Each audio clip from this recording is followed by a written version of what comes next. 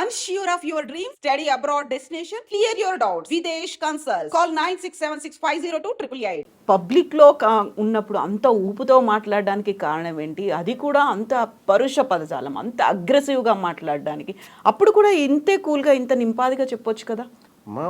మీరు TV9లో ఒక దశాబ్దం పాటు యాంకర్గా పనిచేసినారు. ఒక విషాదకరమైన వార్త వచ్చినప్పుడు మీరు చదివే విధానం వేరే ఉంటుంది. ఒక ఆనందకరమైన వార్త వచ్చినప్పుడు మీ చదివే విధానంలో, మీ ఎక్స్ప్రెషన్స్లో, మీ వాయిస్ బేస్లో తేడా వస్తుంది. పబ్లిక్ మీటింగ్లో ప్రజలందరికీ వినబడేలాగా గట్టిగానే మాట్లాడాలి. మీరున్నారు. ఇప్పుడు నేను గట్టిగా అరిచి చెప్పడం వల్ల మీకేమన్నా లాభమా?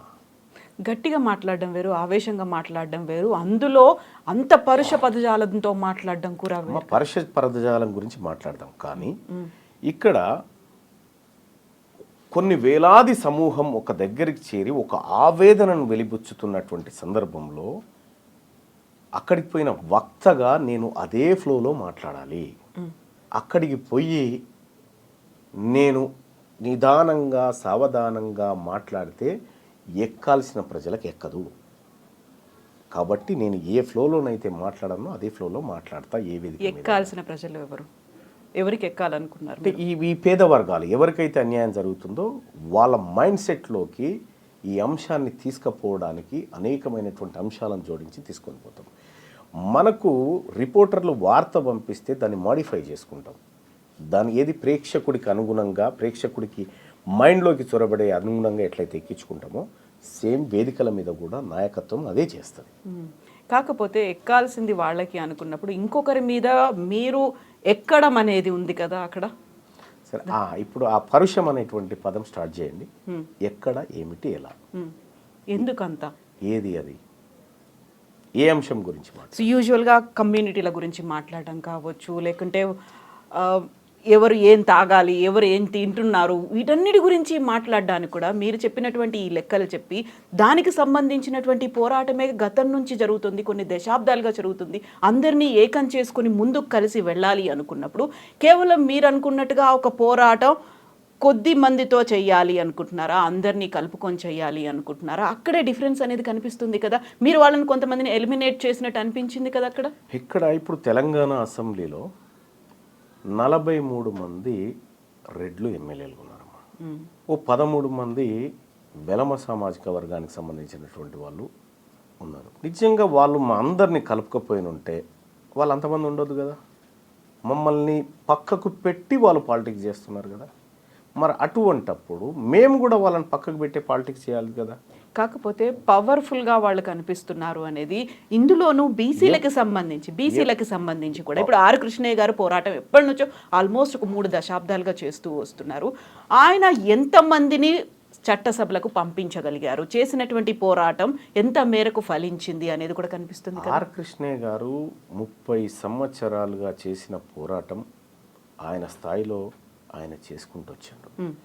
మెజారిటీగా ఆయన పదే చెప్పిండు, నేను విద్యారంగం పైన ఫోకస్ పెట్టాను, నేను స్కాలర్షిప్ల కోసం, రియంబర్స్మెంట్ల కోసం, వీటి కోసం పోరాటం చేశాను, రాజకీయ పరమైనటువంటి పోరాటం చాలా తక్కువగా చేశాననేటువంటి మాట ఆయన చాలా వేదికల మీద చెప్పాడు. అది ఆ విధంగానే నెగ్లిజెన్స్ కూడా గురైంది కదా. అయితే విషయం ఏంటంటే ఆ విధంగా నెగ్లిజెన్స్ గురైంది కాబట్టే ఇవాళ ఆర్ కృష్ణయ్య గారు కానీ, నేను కానీ, శ్రీనివాస్ గారు కానీ, ఇంకా బీసీ నాయకత్వం అంతా కూడా ఒకే వేదిక మీదకి వచ్చి పని చేస్తున్నటువంటి క్రమంలో వీళ్ళంతా ఒక్కటి కాకూడదు కదా అనేటువంటి ఒక దుశ్చర్యకు, ఒక దుస్సాహసానికి ఈరోజు కూడా మీరంతా మా కిందే ఉండాలనేటువంటి ఒక సంకల్పంతో మాట్లాడుతున్న సమయంలో మేము మిమ్మల్ని ఎట్లా కలుపుకొని పని చేస్తాం? మేము ఎవరు మాట్లాడారు? చాలామంది. ఒకే ఒక కమ్యూనిటీ మాత్రమే మాట్లాడిందా? ఇప్పుడు తెలంగాణ రాష్ట్రంలో ఉన్నటువంటి ఈ బీద వర్గాలకి నిజంగా 70 సంవత్సరాల నుంచి ఇంకా మాకు కొత్త రేషన్ కార్డులు ఇస్తాం, మీకు ఇంకా రేషన్ సరుకులు అందిస్తాము, మీకు ఇంకా ఇండ్లు కట్టిస్తాము, ఇంకెన్ని రోజులు చెప్తారండి మాకు? ఇంకా అంటే మన దేశాన్ని కూడా అభివృద్ధి చెందుతున్న దేశం అనే అంటున్నారు కదా, ఇంకా డెవలప్ అయింది అని చెప్పుకోలేకపోయాం కదా. నేను ఏమంటున్నా, ఇంకా డెవలప్ కారణం ఏందండి? ఈ వర్గాల పాత్రనే లేదు కదా ఈ దేశంలో. ఈ దేశంలో రాజకీయ నిర్ణయాల్లో ఈ వర్గాల పాత్రనే లేకుండా చేశారు కదా. మాది మేము చేసుకుంటామని చెప్తా ఉన్నాం, తప్పేముంది? మాది మేము చేసుకుంటే మీకేమైనా ఇబ్బందా అని నేను ఆ వర్గాలను అడుగుతా ఉన్నా. సేమ్ మళ్ళీ ఇక్కడ కూడా అడగడం అనేది ఎలా అడుగుతారు? మాకంటూ ఒక ఫెయిర్ షేర్ కావాలి, మాకు సమాన వాటా ఉండాలి, హక్కులు ఉన్నాయి, మేము అధికారంలోకి రావాలి అనుకున్నప్పుడు వారిని అనగదొక్కండి, లేకుంటే వారిని ఇంకేదో చేసేయండి, మనం అధికారంలోకి వద్దాము, యుద్ధం చేద్దాము అనే ఒక మాట ఉంది చూడండి. పోరాటం చేయడం వేరు, యుద్ధం చేయడం వేరు కదా. అంటే యుద్ధము మీరు తెలంగాణ రాష్ట్రంలో మీరు రాసి పెట్టుకోండి. ఇప్పుడు చెప్తా ఉన్నా, అధికారం అనేది బీసీల వైపుకు ట్రాన్స్ఫర్ కావడంలో కూడా కాదు, రక్తపాతంతోనే ట్రాన్స్ఫర్ అవుతుంది భవిష్యత్తులో. అంత ఈజీగా వదిలిపెట్టరు వాళ్ళు. ఇవాళ తీన్మార్ మల్లన్న కేవలం బీసీ వర్గాల గురించే మాట్లాడుతూ ఉన్నాడు. ఎస్, మాతో కలిసి వచ్చే వర్గాలు ఉన్నాయి చాలా.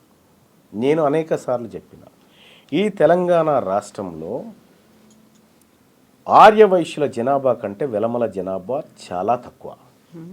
కానీ వాళ్ళ ఇళ్ళ నుంచి ఎంతమంది మంత్రులు ముఖ్యమంత్రులు కాగలుగుతూ ఉన్నారు, వీళ్ళ దగ్గర నుంచి ఎందుకు కాలేకపోతూ ఉన్నారు? ఈ రాష్ట్రంలో ఉన్నటువంటి బ్రాహ్మణ జనాభా కంటే వెలమల జనాభా తక్కువ. వాళ్ళకు రావాల్సిన షేర్ ఎందుకు దక్కుతలేదు?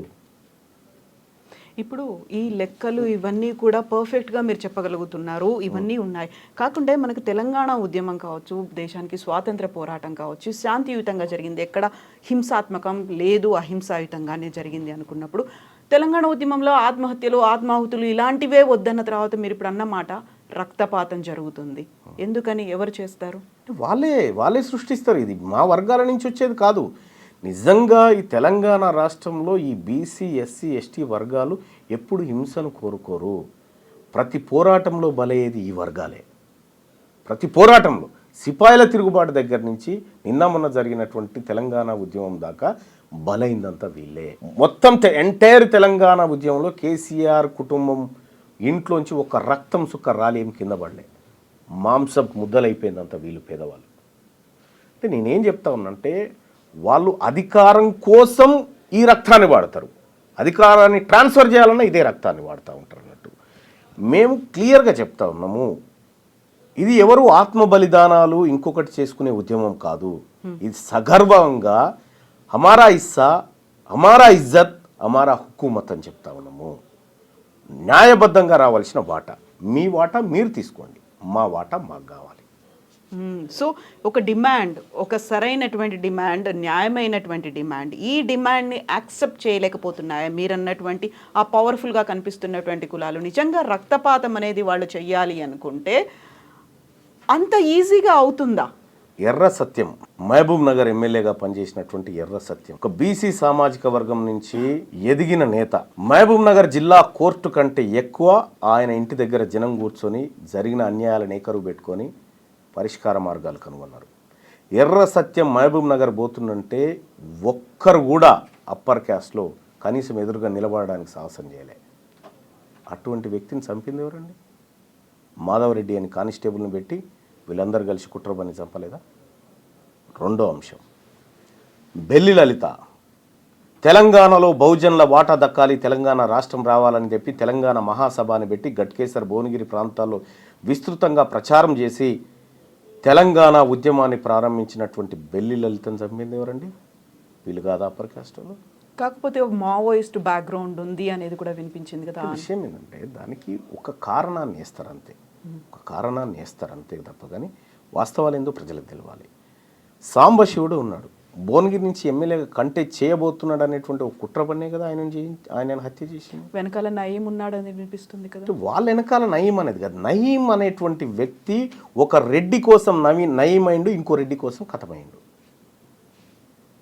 అంటే వీళ్ళందరినీ కూడా మారోజు వీరన్న భారత సంయుక్త రాష్ట్రాల సమితి అని పెట్టిండు. అమెరికా ఎట్లయితే సంయుక్త రాష్ట్రాలు ఉన్నాయో, రష్యా ఎట్లయితే సంయుక్త రాష్ట్రాలు ఉన్నాయో, భారతదేశాన్ని కూడా సంయుక్త రాష్ట్రాల సమితి అని పెట్టిండు. బీసీలందరినీ కులం అనేటువంటి కత్తికి రెండో వైపున ఉన్నటువంటి అంచుతోని కుల ఉద్యమాలను నిర్మించుకుంటూ వచ్చాడు. ఆయనను పట్టబగలు ఎత్తుకపోయి చంపింది ఎవరండి? ఇట్లా కొన్ని వందలు చెప్పగలుగుతాం. అంటే ఎక్కడైతే అధికారము ఆ వర్గాల నుంచి కావాలని డిమాండ్లు వేస్తుందో దాన్ని రక్తపాతంతోనే అణచివేసారు ఈ వర్గాలు ఇన్ని రోజులు.